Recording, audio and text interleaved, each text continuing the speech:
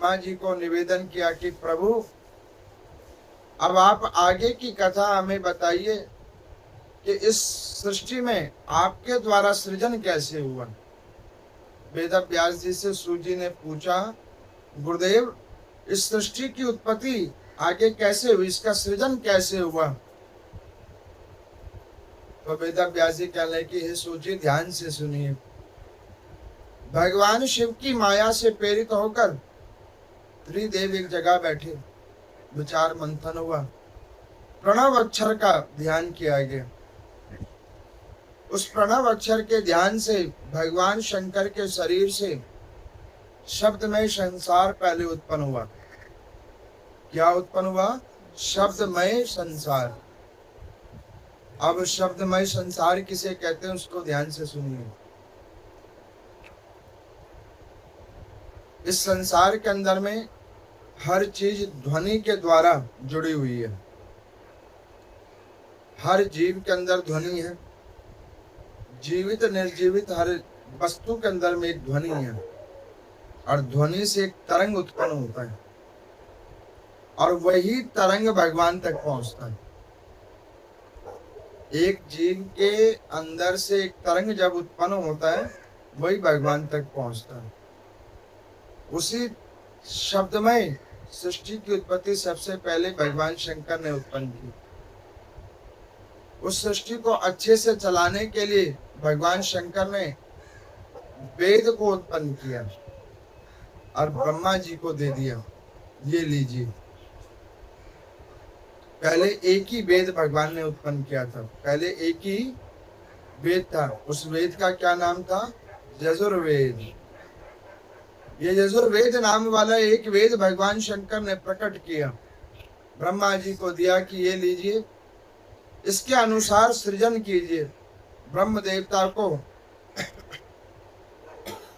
उस शब्दमय संसार के अंदर में बहुत समय तक ध्यान करने के बाद भी जब सृष्टि का विवेचन उनको अच्छे से नहीं हुआ, अवलोकन अच्छे से नहीं हुआ, तो वो पुनः भगवान शंकर के पास गए। तो भगवान शंकर की ही कृपा से ब्रह्मा जी ने उस एक वेद के 4 भाग कर दिए। तो फिर कितने हो गए? 4 वेद। और 4 वेद तो आप लोग जानते हो ना कौन कौन से हैं? सामवेद, यजुर्वेद, ऋग्वेद और अर्थवेद। ये 4 वेद प्रकट हो गए, और 4 वेद के ही अनुसार ये सारा संसार है। अब यहाँ पर मैं जब 4 वेदों की रचना हो गई तो फिर पुनः भगवान शंकर से जाकर निवेदन किया। नारद जी पूछते हैं ब्रह्मा जी को, पिताजी ये संसार क्या शिवमयी ही है? उन्होंने कहा कि पुत्र, ये जो भी कुछ है वो सब कुछ ही शिव है, और सब में ही शिव है। ये जो भी कुछ तुम देख रहे हो ना, ये सब शिव है और सब में ही शिव है। तो उन्होंने कहा पिताजी फिर आगे क्या हुआ? तो उन्होंने कहा उन वेदों का अनुसरण करते हुए ब्रह्मा जी ने एक सृष्टि को बनाने का विधान बनाया। भगवान शंकर के पास गए, उन्होंने कहा कि प्रभु अब आप कृपा करके सृष्टि को बनाने का मेरे को एक मार्ग दिखाइए। तो भगवान शंकर ने कहा जिन जिन चीजों को हमने प्रकट किया उसी से सृष्टि को उत्पन्न करो। रुद्र संगीता अध्याय संख्या 15 के अंदर में भगवान शंकर की प्रेरणा से ब्रह्मा जी ने सबसे पहले जल की सृष्टि को उत्पन्न किया, फिर थल की सृष्टि को उत्पन्न किया, फिर पवन की सृष्टि को उत्पन्न किया, फिर उसके बाद नभ की सृष्टि को उत्पन्न किया, और अंत में इन सबके समावेश से अग्नि को उत्पन्न किया, जो से भी उत्पन्न हुआ। यहाँ पर मैं ब्रह्मा जी नारद जी को कहते हैं कि ध्यान से सुनो नारद, यही पंच तत्वों से हर वस्तु बनने लगी सृष्टि के अंदर में। यही पंच तत्व की ये सृष्टि है, और यही पंच तत्वों के अंदर में सारे जीव जंतु आदि आदि योनियां हैं इन्हीं पंच तत्वों में। और ब्रह्मा जी ने एक ऐसा नियम बनाया, इन्हीं से बनेगा और इसी में मिल जाएगा, इसके अलावा व्यक्ति कहीं और नहीं जाएगा। आप देखो, इन्हीं पंच तत्वों से एक जीव उत्पन्न होता है मानव के अंदर में या आदि आदि किसी भी योनि के अंदर में। और जब उसका शरीर निस्तेज होता है तो किसी ना किसी विधि से वो इन्हीं पंच तत्वों में विलीन हो जाता है। जहां से आए थे वहीं पहुंच गए। खाली हाथ आए थे और खाली ही हाथ यहाँ से जाना पड़ेगा। यहाँ की 1 रुपए की वस्तु आप लेके नहीं जा सकते। ये वो सराय है जिस सराय में हर व्यक्ति को, हर जीव को कुछ कर्मों का समय मिला है, कुछ कर्मों को भोगने का समय मिला है। आयु निर्धारित है, जैसे जैसे क्षण बीतेगा प्राण वायु कम होते जाएंगे और धीरे धीरे व्यक्ति जहां से आया वहीं चला जाएगा। यही इस सृष्टि का नियम है। पंच तत्वों का ये शरीर, पंच तत्वों का ये सृष्टि। अब भगवान शंकर जी की प्रेरणा से उन्होंने क्या किया, सृष्टि के बाद में ब्रह्मा जी को कहा कि अब इसमें जीवों को उत्पन्न करो। आप उन्होंने कहा, प्रभु मैं किस किस प्रकार के जीवों को उत्पन्न करूं? तो उन्होंने कहा कि सबसे पहले जल के जीव को उत्पन्न करो। उन्होंने कहा कि प्रभु जल के जीव मैं किस प्रकार उत्पन्न करूं? तो उन्होंने कहा कि जल में सबसे ज्यादा जीव हो, क्योंकि जल से ही त्रिदेवताओं का संबंध है और जल ही शुरुआत है और जल ही अंत है। आप देखो, आप लोगों का शरीर, हम लोगों का शरीर, इसमें 70% जल ही है। केवल 30% में अस्थियां और मांस है, मांसपेशियां। 70% जल है। कहोगे कैसे? रक्त के द्वारा, अणुओं के द्वारा। नारी में अणु, पुरुष में वीर्य। ये सब जल प्रकृति ही तो है। और उसी जल प्रकृति के द्वारा शरीर बढ़ता और घटता है। उसमें नए नए जीव उत्पन्न होते हैं और उसी जीव की जब मृत्यु हो जाती है तो व्यक्ति की आयु घटने लगती है। अब यहाँ पर मैं 30 लाख योनियां ब्रह्मा जी ने प्रकट की जल के अंदर में। जल के अंदर कितनी है? 30 लाख। हम तो 2-4 को जानते हैं, साइंस वाले 100 को जानते होंगे, लेकिन भगवान ने 30 लाख प्रकट किए। भगवान शंकर की कृपा से ब्रह्मा जी ने। ऐसे ऐसे जीव हैं जिनको अभी तक हमने देखा भी नहीं है, खोजा भी नहीं है, और वो सारे जीव भगवान की कृपा से अनुग्रह प्राप्त कर रहे हैं। मैं कहता हूं कई बार, बैठ की चिंता मत करो, कल तुम्हारा क्या होगा। अरे वो जीवों को भी तो भगवान ने प्रकट किया है जो कोई क्रियावान कर्म नहीं कर रहे। जब वो उनके ऊपर कृपा कर सकते तो तुम्हारे ऊपर क्यों नहीं करेंगे? विश्वास तो रखो भगवान पे। जिसने भगवान पे विश्वास कर रखा है, गुरुजनों पे विश्वास कर रखा है, उसका कभी अनित नहीं हो सकता। विश्वास करो परमात्मा में। अब यहां पर मैं 30 लाख जल सृष्टि ब्रह्मा जी ने प्रकट कर दी। उसके बाद में ब्रह्म देवता ने कहा कि नाथ अब ये जल सृष्टि उत्पन्न हो गई, और मैं और कौन सी सृष्टि को उत्पन्न करूं? तो भगवान की प्रेरणा से 10 लाख पवन के अंदर में उड़ने वाले जीव जंतुओं की सृष्टि को उत्पन्न किया। और उसके बाद में उसमें सबसे श्रेष्ठ जो उड़ने वाले जीव हुए उसको नाम दिया कीटाणु। क्या नाम दिया? कीटाणु। अब ये कीटाणु कैसे हैं उसको ध्यान से सुनिए। हर वस्तु के अंदर में कीटाणु है,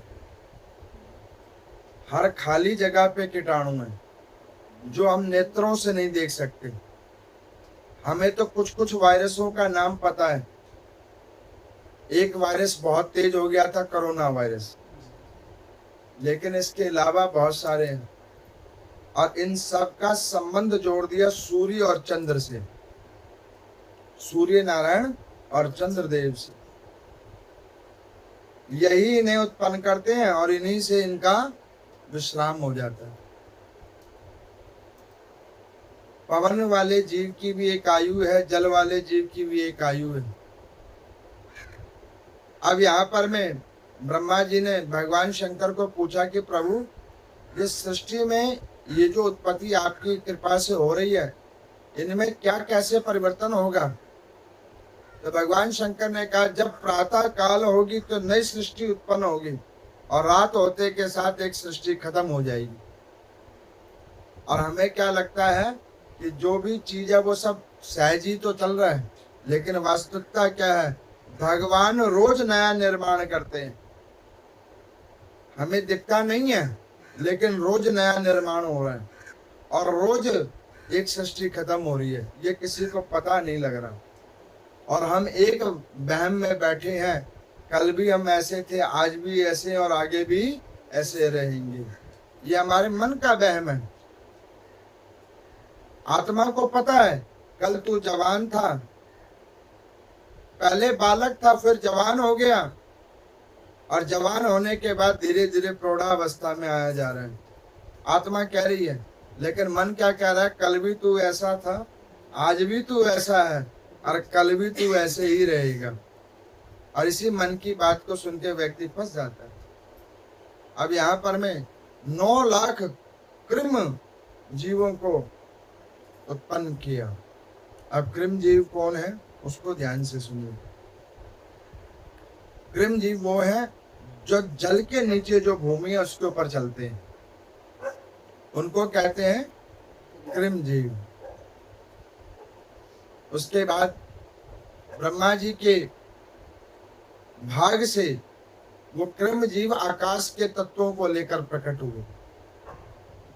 उसके बाद में फिर वनस्पति सृष्टि उत्पन्न हुई, जिसमें 31 लाख वनस्पतियां हैं। हम तो थोड़े बहुत पेड़ों को जानते हैं, थोड़े बहुत फलों को जानते हैं, थोड़े बहुत पुष्पों को, थोड़े बहुत अन्नों को जानते हैं, लेकिन ब्रह्मा जी के द्वारा उत्पन्न कितनी योनियां हैं? 31 लाख। इस कथा को ध्यान से सुनना, इन्हीं सारे योनियों में आना पड़ता है, और इन्हीं योनियों में कर्म भोगते भोगते अंत में मानव शरीर मिलता है। सारे पेपरों से पास होने के बाद अंतिम रिजल्ट मानव होता है, और फिर यहाँ पे हम करते हैं पाप कर्म, और वापस वहीं जीरो से स्टार्ट हो जाता है। केवल मानव को ही भगवान का पूजन करना और इन सारी योनियों से विमुक्त होने का अधिकार मिला हुआ है। इसके पास सोचने समझने की शक्ति मिली हुई है, और तो और भगवान ने इतनी कृपा कर रखी है कि कोई शब्द में संसार का ही ज्ञान ले ले तो उसके सहारे भी वो भगवान को प्राप्त कर सकता है। शब्द में, अभी आपको बताया ना, शब्द में संसार क्या है? जो ज्ञान है हमारा, जिसमें नाम जप, तप साधन, व्रत आदि नियम है। इन नियमों आदियों को जो कर ले और उनसे जो तरंग उत्पन्न हो, जिसे भाव कहते हैं, और वो भगवान को प्राप्त हो जाए, तो उससे जीव का कल्याण हो जाता है। भगवान ने क्या कर रखा है? हर जीव के अंदर में एक दिव्य ज्योति दे रखी है, जिसे कहते हैं आत्मा, और उस आत्मा का कनेक्शन परमात्मा से है, जोड़ परमात्मा से। इसी लेके ना आत्मा मरती है और ना जन्म लेती है, आत्मा अजन्मा है। ये सब कौन जीता है, कौन मरता है? शरीर, और शरीर किसी का नहीं है। शरीर किसका है? कर्मों का। आपने जैसे कर्म किए हैं वैसे आपको शरीर मिलेगा। अच्छा, सुख दुख बताओ किसको होता है? हैं? शरीर को होता है।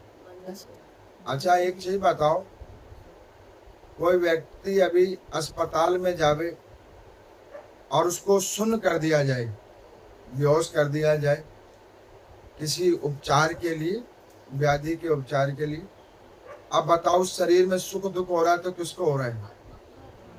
हैं? आत्मा को तो सुख दुख कुछ नहीं होता। मन को शरीर को ना सुख होता है ना दुख होता है।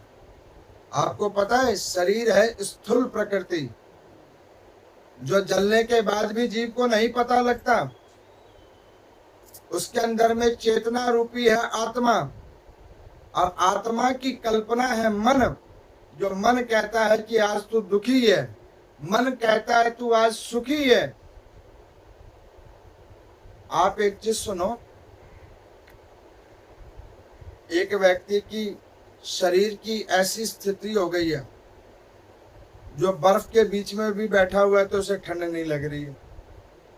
एक व्यक्ति की शरीर ऐसी है, भीषण से भीषण गर्मी के अंदर में कार्य कर रहा है तो भी उसको उतनी गर्मी नहीं लग रही है। अब बताओ, शरीर तो वहां भी वही है, यहां भी यही है, कोई शरीर थोड़ी ना अलग हुआ है। लेकिन वहां पे गर्मी सर्दी बरसात सुख अथवा दुख वो शरीर को थोड़ी ना हो रहा है, वो हो रहा है मन को। और हाँ, महसूस जो शरीर को होता है उसका कारण समझो, मन शरीर के ऊपर ढाल देता है। मन शरीर को ढाल देता है, मन जो है वो शरीर पे ढाल देता है, और व्यक्ति को लगता है कि कष्ट शरीर में हो रहा है। नहीं तो आप एक चीज सुनो, एक बच्चे का जब जन्म होता है असंख्य असंख्य उसके अंदर में पीड़ाएं उत्पन्न होती हैं, लेकिन तब मन एक्टिव नहीं हुआ होता। तो वो बच्चे का जो उस समय की पीड़ा होती है वो मन उस हिसाब से नहीं पकड़ पाता है, और मन जब नहीं पकड़ पाता है तो उस शरीर की पीड़ा वो किसी से बखान नहीं कर पाता। लेकिन जैसे जैसे जैसे जैसे जीव बड़ा हुआ जाता है, संसार में प्रवेश किया जाता है, उसके बाद उसका मन उसको दुख दर्द पीड़ा सुख की अनुभूति करवाता है। अच्छा, हर समय के अनुसार से सुख और दुख अलग अलग प्रकार के हैं। हर समय के अनुसार से कभी किसी स्थिति में कैसे सुख मिलता है, कभी किसी स्थिति में कैसे दुख मिलता है, और इन्हीं दोनों सुख और दुख के संगम से पाप और पुण्य प्रकट होते हैं। इन्हीं सुख दुख के संगम से मान के चलो, कोई किसी का धन छीन ले, कोई किसी को कटु वचन कह दे, किसी की निंदा कर दे, और किसी की आत्मा दुख जावे। वैसे तो आत्मा को दुख नहीं होता, दुख किसको होता है? मन को।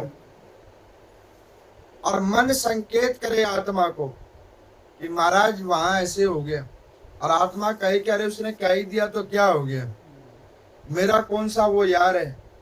इस आत्मा का एक ही यार है, एक ही साथी है, वो है परमात्मा, और इसका कोई नहीं है।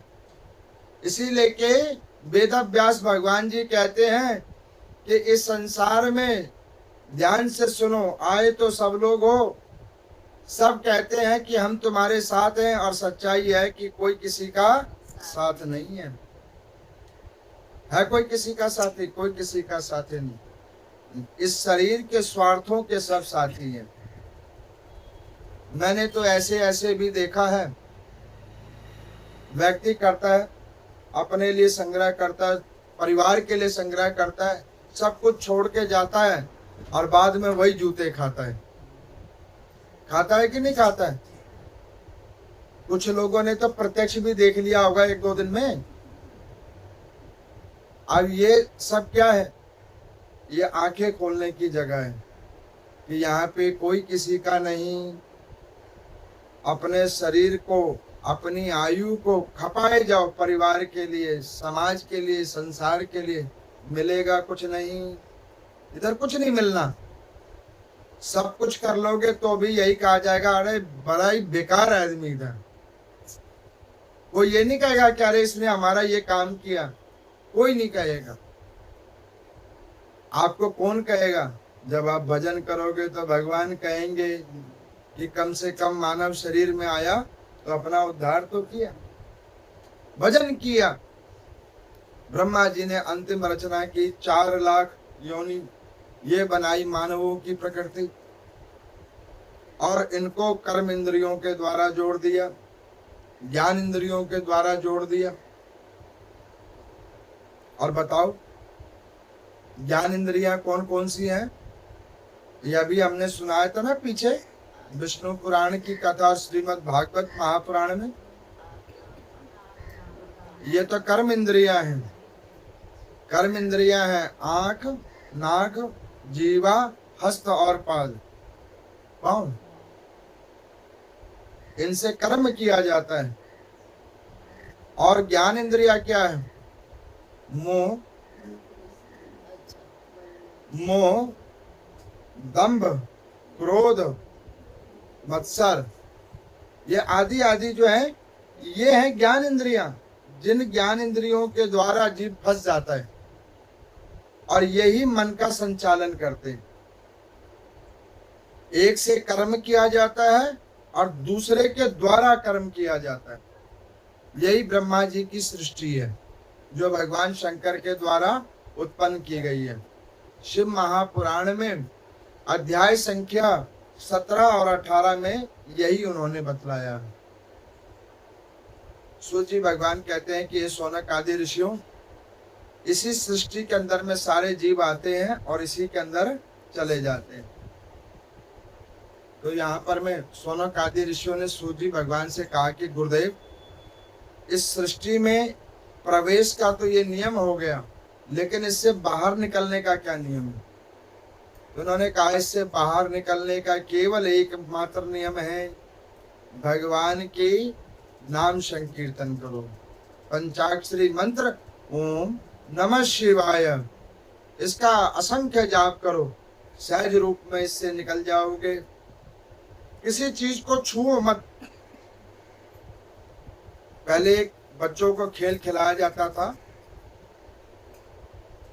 वो जो हाइड एंड सीक जिसे कहते, इंग्लिश में हाइड एंड सीक कहते, ढूंढो तो पहचानो।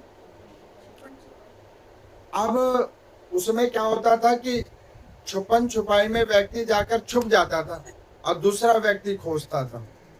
जिसने खोज लिया दूसरे को तो वो फंस गया और दूसरा छुपने के लिए चला गया। यही प्रकृति की मूल तत्व का नियम है। जिसको आप छू दोगे उसमें आपका प्रवेश हो जाएगा,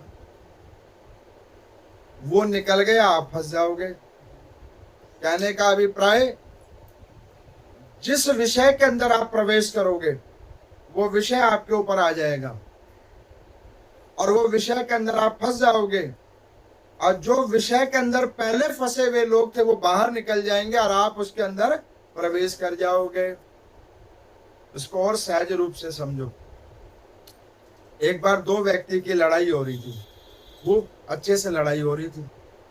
तो तीसरा व्यक्ति बाहर देख के खूब आनंद ले रहा था। वो कह रहा है कि नहीं नहीं इसने किया होगा, इसको मार, तू घेर के मार, एक बार इसको कहे एक बार उसको कहे, आनंद ले। दोनों ने सोचा कि भैया लड़ तो हमरे यहाँ, आनंद ये तीसरा ले रहा है। तो उन्होंने कहा कि एक काम करो, अपनी लड़ाई तो कर ही लेंगे, पहले इस आनंद लेने वाले का काम करो। उन्होंने क्या किया कि लड़ाई अपनी छोड़ी, उसको पकड़ लिया और दोनों ने मिलकर उसको मारा। अब जब मार मूर खा के वो बाहर आया तो एक वहां ज्ञानी पुरुष जा रहा था, उसने पूछा तुझे अब क्या मिला? तो उन्होंने कहा कि मुझे ये दोनों गाल लाल मिले। क्यों मिले लाल? क्योंकि मैंने इनमें प्रवेश किया। और मैं भी आपको कहता हूँ, संसार के अंदर प्रवेश करोगे, कर्म से लाल हो जाओगे, आयु से लाल हो जाओगे, समय बीत जाएगा, आयु क्षीण हो जाएगी, सारे पास हो जाएंगे और आप फेल हो जाओगे। कोई नहीं जानता कौन किस प्रकार से भगवान को रिझा रहा है, क्या पता वो पास हो जाए और हम फेल ही हो जाए। इसी लेके किसी का अवलोकन मत करो, जिस नैया पे चढ़े हो उस नैया को आगे देखो, अपना काम करो। तो यहाँ पर में सूजी भगवान कहते हैं कि हे शौनक आदि ऋषियों, जो पंचाक्षरी मंत्र का जाप करे वो इससे मुक्त हो सकता है। तो उन्होंने कहा कि भगवान की भक्ति का नियम बतलाइए, शिव पूजन का नियम बतलाइए। तो यहाँ पर मैं अध्याय संख्या 19 और 20 के अंदर में वो शिव पूजन की विधि बतला रहे हैं, ध्यान से सुनिए। उन्होंने कहा कि भगवान शंकर किसी नियम को नहीं मानते, उनको कोई नियम नहीं चाहिए।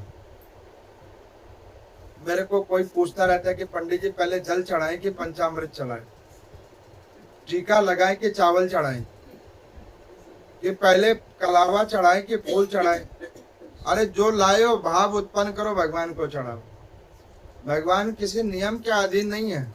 और अगर नियम करोगे तो अष्टादश पुराण है, 4 वेद है, बैठो पढ़ो और हर नियम के अनुसार करो। अब उतना नियम तो कोई नहीं कर पाएगा, तो फिर करना क्या है? हाथ जोड़ के क्या कहा जाता है? ना मंत्रम, ना क्रिया, ना भक्ति, ये सब कुछ नहीं है नाथ मेरे पास में। कोई मंत्र का ज्ञान नहीं, कोई क्रिया मुझे आती नहीं, और ज्ञान तो बिल्कुल ही नहीं है। लेकिन मैं फिर भी आया हूं आपके पास, आप मेरे ऊपर कृपा करो। और कृपा वो कैसे करेंगे? जब आप भगवान के प्रति समर्पित होगे, तब वो आपके ऊपर कृपा करेंगे। श्रद्धा भक्ति से भगवान के आगे हाथ जोड़ लोगे, तब वो आपके ऊपर कृपा करेंगे। अपने आप को भगवान के सानिध्य और समर्पित कर दोगे, तब भगवान आपके ऊपर कृपा करेंगे। अब इस प्रकार से सूजी ने कहा कि शिव पूजन का विधि सुनिए। मैंने आपको बतलाया था, पत्थर की हो मूर्ति, काष्ठ की हो मूर्ति, धातु की हो, पारे की हो, स्फटिक की हो, अन्न की बनाई हुई हो, किसी भी प्रकार से शिवलिंग की आकृति दी गई हो, उसके ऊपर में भगवान शंकर का आवाहन इस पंचाक्षरी मंत्र से करने के बाद भगवान अपने आप वहां प्रकट हो जाते हैं। जैसे उनका नाम लिया जाता है, ठीक उसी समय भगवान प्रकट हो जाते हैं। मेरे को किसी ने, एक व्यक्ति ने कहा कि पंडित जी भगवान से डायरेक्ट बात हो सकती है? तो मैंने उनको कहा हो सकती है, और मैं आपको भी कहता हूँ भगवान से डायरेक्ट बात हर कोई कर सकता है। अब कैसे कर सकता है, उसको ध्यान से सुनो।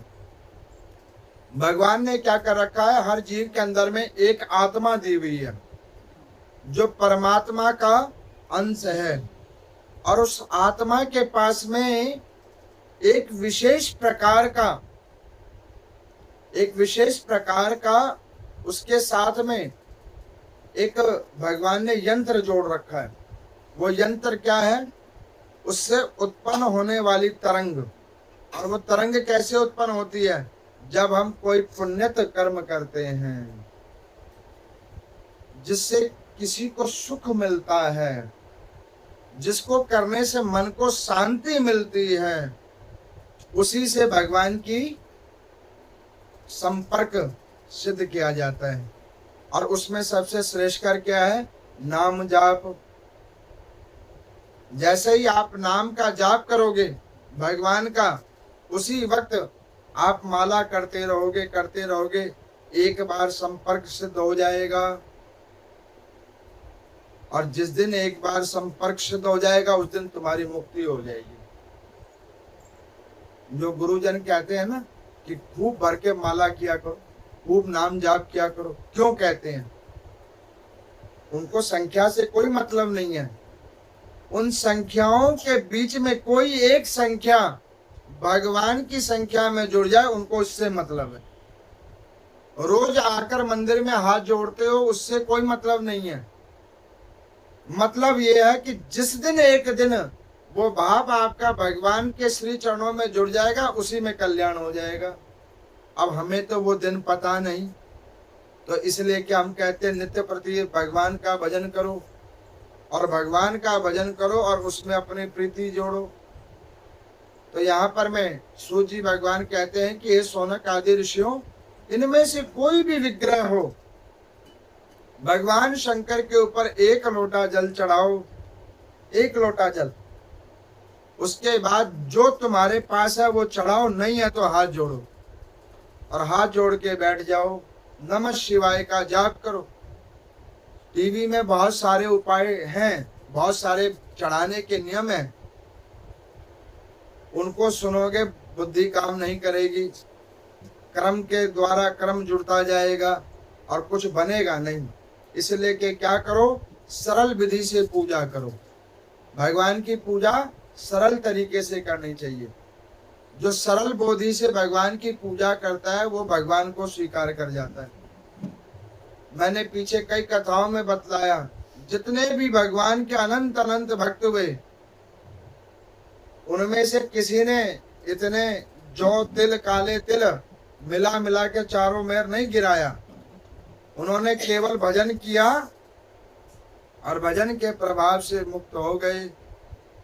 इसका क्या अभिप्राय है कि जो तिल नहीं चढ़ाना चाहिए, है सामर्थ्य चढ़ाओ, लेकिन उसके साथ अपना भाव भी चढ़ाओ। भाव रखो कि नाथ मेरा नहीं तो इसके बहाने सही। जैसे एक व्यक्ति क्या करता है, किसी गेस्ट को जब अपने घर पे बुलाता है तो पात्र के अंदर में कई सारे पकवान बना के देता है।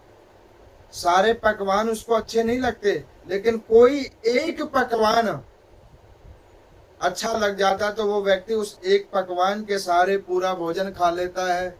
मैं भी आपको कहता हूँ, इसीलिए के जप करो, तप करो, दान करो, धर्म करो, परोपकार करो, इन सब के बहाने एक से तुम्हारी मुक्ति हो जाएगी। इसीलिए के सब चीजें कही जाती है करने की। क्या पता इनमें से कोई एक तुम्हें पकड़कर लेके आगे ले जाए।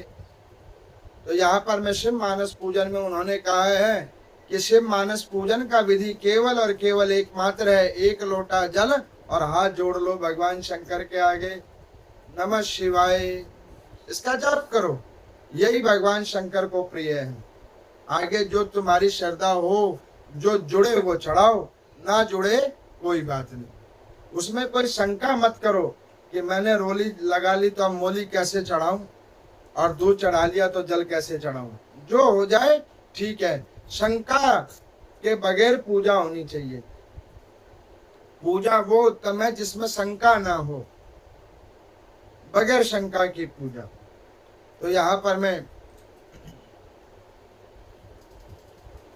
शिव महापुराण रुद्र संहिता के अध्याय संख्या 21 से लेकर 26 के बीच में नारद जी ने पूछा ब्रह्मा जी को कि प्रभु, ये आपने सृष्टि की उत्पत्ति सृजन भगवान शंकर के द्वारा कैसे हुई, ये आपने समझाया।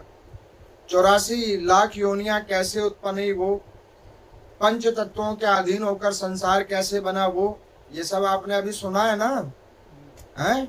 हाँ या ना तो कहो। और उसी के अंदर जीव प्रकट हुए और कर्मों को भोग भोग कर इस संसार में आने और जाने लगे।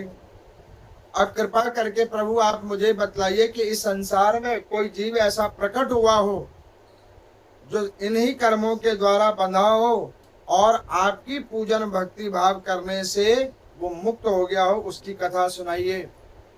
अब जब ये निवेदन किया तो वो कहने लगे कि ध्यान से सुनो, तुम तो पूजन पाठ की बात करते हो, मैं तो अनजाने में की गई पूजा, उसके फल स्वरूप एक भक्त के ऊपर भगवान ने कृपा की, मैं उस कथा को तुम्हें सुनाता हूँ। तो उन्होंने कहा कि प्रभु कहिए। कहने लगे कि देखो, कालिंद नगर के अंदर में, सतयुग के अंदर में, कालिंद नगर के अंदर में एक यज्ञदत्त नाम के विप्र रहते थे। बड़े विद्वान ज्ञानी विप्र थे। उन विप्र की ख्याति इतनी थी कि समाज के अंदर में जहां भी देव अनुष्ठान होवे तो उनको श्रद्धा पूर्वक उसमें कार्य मिले। ज्ञानी बहुत थे। अब उनका ज्ञान उनका सम्मान का स्वरूप था। उनके गृहस्थ के अंदर में धर्म पत्नी और एक पुत्र था, जिस पुत्र का नाम था गुण निधि। उसका नाम था गुण निधि। विप्रदेव का एक ही बेटा था, गुण निधि। ब्राह्मण देवता खुद बहुत ज्ञानी थे, तो अपनी छवि अपने पुत्र में देखते कि मेरा बेटा मुझसे भी ज्ञानी बने। हर माता पिता की यही इच्छा होती है कि जहां हम पहुंचे उससे भी आगे हमारी संतान पहुंचे। प्रयास हर कोई करते हैं, लेकिन होता वही है जो भगवान चाहते हैं। क्यों जी, होता है कि नहीं होता है? जो भगवान चाहते हैं वही होता है। एक चोर भी अपने बच्चे को कहता है बेटा चोरी नहीं करना, ये मेरे तक ही सीमित रहने देना, लेकिन भविष्य में वो बच्चा और बड़ा चोर बन जाए, डकैत बन जाए, उसका भाग्य है। क्योंकि माता पिता जन्म तो दे सकते हैं, लेकिन उसका भाग्य नहीं लिख सकते। भाग्य लिखने वाले कोई और हैं, और जिन्होंने भाग्य लिखा हुआ है उन्होंने सब कुछ पहले ही निर्धारित कर दिया है और कहा कि तू चिंता मत कर, केवल भजन कर। चिंता छोड़ चिंतन कर, चिंता को छोड़ और चिंतन कर, भगवान का चिंतन कर। तू अपने मुक्ति का उपाय ढूंढ, दूसरे का भाग दूसरों पे ही छोड़ दे, कोई दिक्कत ना कर। अब वो यज्ञदत्त विप्र ने क्या किया, गुण निधि जी को खूब वेदों शास्त्रों का ज्ञान देना प्रारंभ किया। 8 वर्ष की आयु में यज्ञोपवीत संस्कार कराया। अब वो जैसे ही ज्ञान देने को बैठे तो बच्चा सो जाए, पढ़ाई में उसका मन नहीं लगे। यज्ञदत्त जी कोप करें तो उनकी धर्म पत्नी, मेरा एको जिया मुंडा है, बस वो कह दे और बचा ले उसको। मैं कहता हूं सही समय पे बच्चों को अगर आपने उचित ज्ञान नहीं दिया तो वो भविष्य आपका खराब हो जाएगा। उसमें मोह मत करो, प्रीति मत करो, क्योंकि कहावत है कि जो लोहा गर्म नहीं हो सकता वो ढांचे में नहीं जा सकता। गर्म होगा तभी आकार मिलेगा, और आकार में लाने के लिए उसके ऊपर में हथौड़ी का प्रहार भी होगा। जब तक प्रहार नहीं होगा तब तक उसमें आकार नहीं आएगा। तो इसलिए के बच्चों से प्रेम किया जाए, लेकिन उत्तम संस्कार के साथ। उनके अवगुणों को नजरअंदाज ना किया जाए, हाल उसके ऊपर में क्रियावान एक्शन लिया जाए, नहीं ये ठीक नहीं कर रहे हो, क्योंकि एक गलती को छुपाने से 100 अवगुण और प्रकट हो जाते हैं। अब यहाँ पर मैं यज्ञदत्त जी की धर्मपत्नी वो गुण निधि जी के सारे अवगुणों को छुपाती रही। विप्रदेव खूब समझाते, लेकिन उनकी बात आगे एक भी नहीं चलने देते। एक नारी घर को बना देती है और एक नारी एक कुल को अब विध्वंस कर देती है। इसी प्रकार की नारियां कुल विध्वंस करती है, जहां पर में मोह के अधीन होकर अवगुण बच्चे को वो आगे बढ़ाती जाती है, वही माँ पूरे कुल का नाश कर देती है। अब गुण निधि जी के अंदर में अवगुण पे अवगुण आ गए। माँ की सह पाकर पहले घर में चोरी करना प्रारंभ किया, नगर में चोरी करना प्रारंभ किया। एक दिन देवयोग से यज्ञदत्त जी कहीं पे पूजन करवा के आए। भाव निष्ठा रूप से यजमान ने उनको स्वर्ण जड़ित एक मुद्रिका दी, प्रसन्नचित्त होकर कि महाराज आप ये लीजिए। वो उस मुद्रिका को लेकर घर पे आए, ब्राह्मणी को दिया कि एक काम करो, ये बहुमूल्य मुद्रिका मुझे दान में मिली है, इसको रखो, कभी उचित समय आएगा तो उसका प्रयोग करना। और उस मुद्रिका को उन्होंने ब्राह्मणी को दे दिया। ये बात पापी बेटे ने सुन लिया और उसने क्या किया, माता जी को कहने लगा कि माता जी मेरे को पैसे दो। एक दिन कहा, 2 दिन कहा, तीसरे दिन उसने क्या किया, अलमारी से चोरी से निकाल लिया। जहां से उन विप्र को दान में मिला था वहीं पे वो जाकर उसको बेच आया। वहीं पे बेचे आया। अब वहां जब बेचे आया तो चलते फिरते मार्ग में वो व्यक्ति उनको मिला। वो सुनार ने कहा कि विप्रदेव क्या हुआ, वो अंगूठी आपको उत्तम नहीं लगी क्या? उन्होंने कहा क्यों, या घर में कोई व्याधि आदि आ गई है? उन्होंने कहा क्यों, क्या हो गया? हमने आपको मन से भेंट किया और आपके बेटे ने आकर इसको यहीं बेच दिया। विप्रदेव को बड़ा दुख हुआ कि ये क्या हो रहा है। अब उन्होंने क्या किया, उस अंगूठी को तो वहां से छुड़ाया नहीं, लेकिन आ गए घर पे। धर्मपत्नी को कहा कि अरे सुनो, वो जो हम फलाने दिन पूजन करवा के आए थे, वहां से हमें एक भेंट स्वरूप में मुद्रिका मिली थी, वो जरा देना, हम उसको एक बार देखना चाहते हैं। अब माता कैसे बताए कि इको जिया मुंडा लेके चला गया। उन्होंने कहा कि अभी ढूंढ देते हैं, ये वो है वो है। उन्होंने कहा कि ढूंढोगी तुम क्या, वो मुद्रिका घर में ही नहीं है, यह मुद्रिका फलाने सुनार के पास में गिरवी रखी हुई है। अब इस बात को सुना विप्रदेव को बड़ा क्रोध आया। उन्होंने कहा कि तुमने हमारे कुल का नाश किया है। जिस घर में संस्कारी बच्चे ना हो उस कुल का उत्थान नहीं हो सकता। अब इस पे यज्ञदेव जी को बड़ा मन में ग्लानिन भाव आया। उन्होंने कहा कि मैंने भजन किया, यश कीर्ति को प्राप्त किया, किसके लिए? परिवार के लिए, घर के लिए और इस संतान के लिए, और इसने उसी यश कीर्ति का नाश कर दिया। अब उनको बड़ा क्रोध आया। उन्होंने उसी वक्त घर का त्याग कर दिया। धर्मपत्नी को कहा ये पकड़ो तुम अपनी कुंजी, तुम और तुम्हारा बेटा रहो यहाँ पे। और यज्ञदत्त जी ने घर का त्याग किया और वन के अंदर में वो चले गए भगवान का भजन करने के लिए। बहुत समय कल्पों तक भगवान का भजन किया और श्री धाम को वो पहुंचे। अब इधर गुणनिधि जी का घर में जो रखा था सारा उन्होंने बेच खाया। जब माँ के पास कुछ नहीं बचा तो माँ को भी मार डाला उसने। माँ के पास जब धन नहीं बचा तो नशा करके आया और उसने क्या किया, अपनी माँ को भी जान से मार डाला। मातृ ऋण उसके सर पे चढ़ गया, पितृ ऋण उसके सर पे चढ़ गया।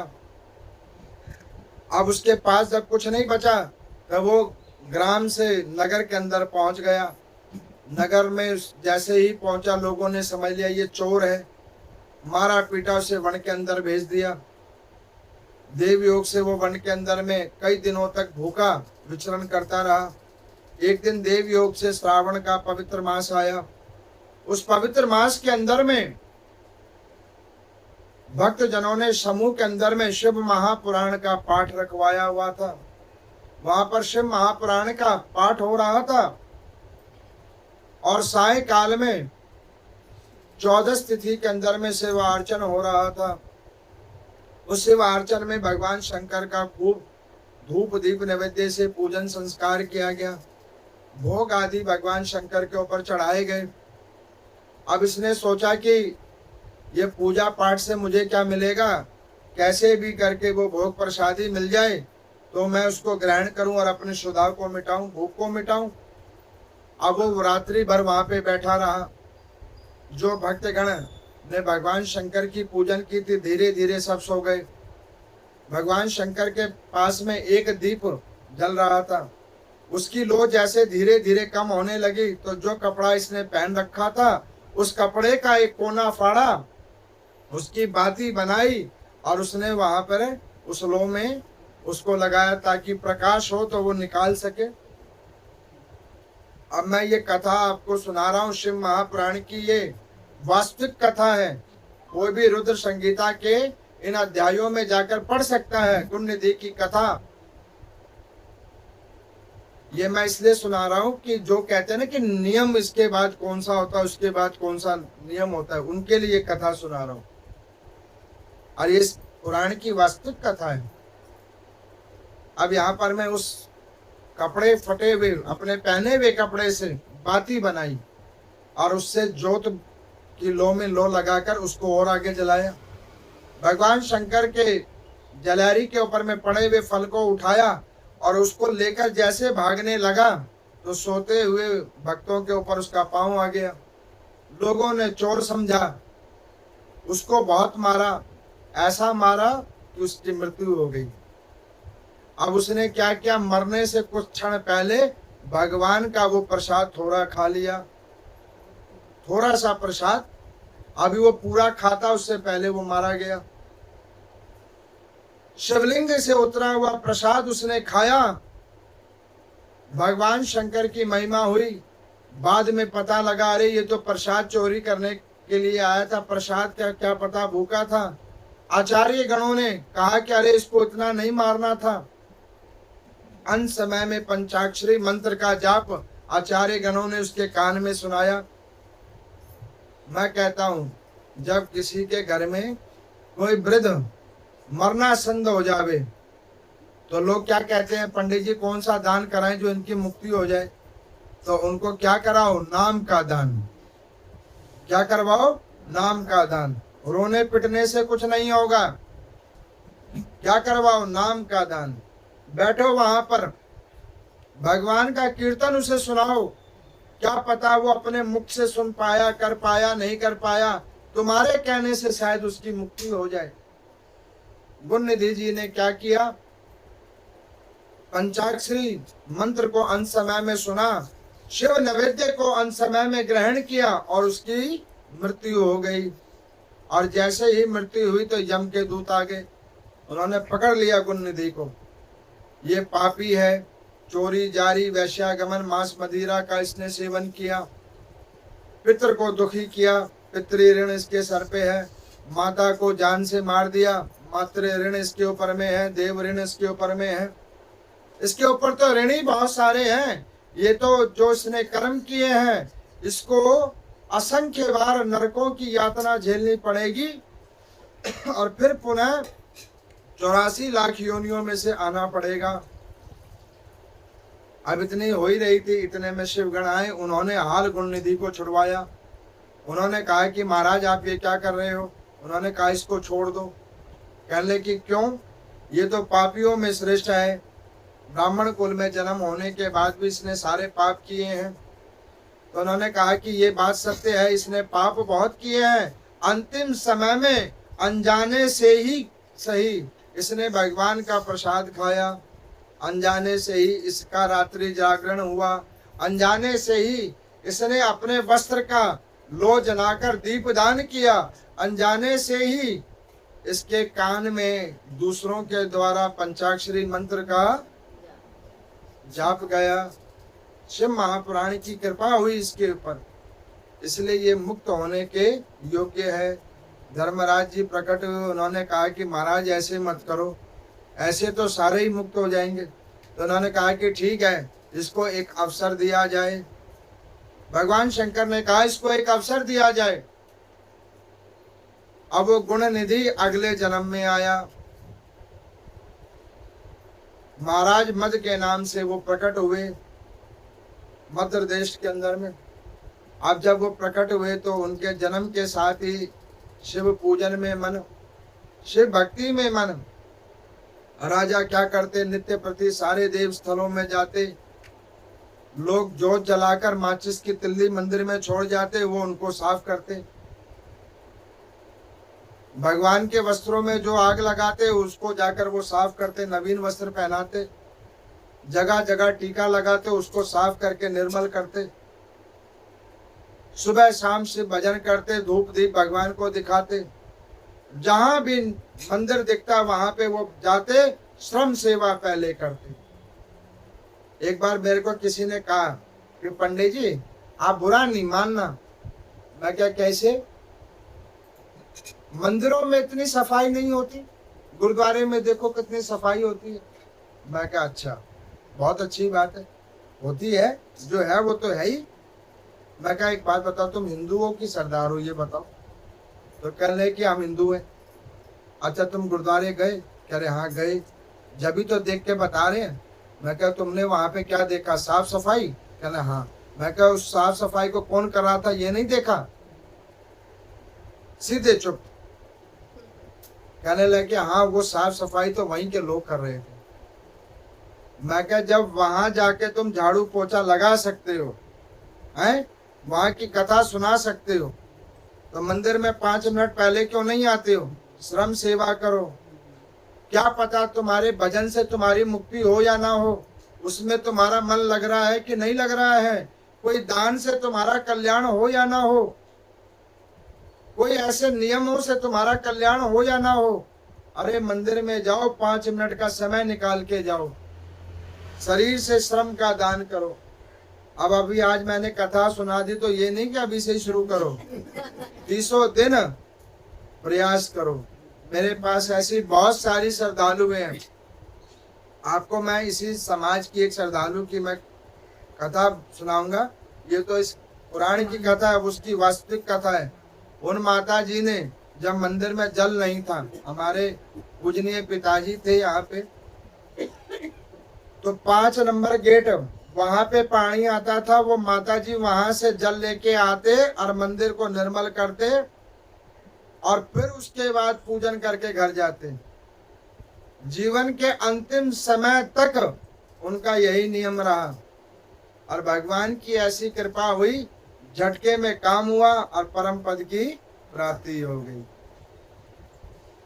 शरीर से कुछ करते नहीं हो, बैठे बैठे रहते हो, ज्ञान देते हो, ऐसे मुक्त होगे क्या? ऐसे मुक्त नहीं होगे।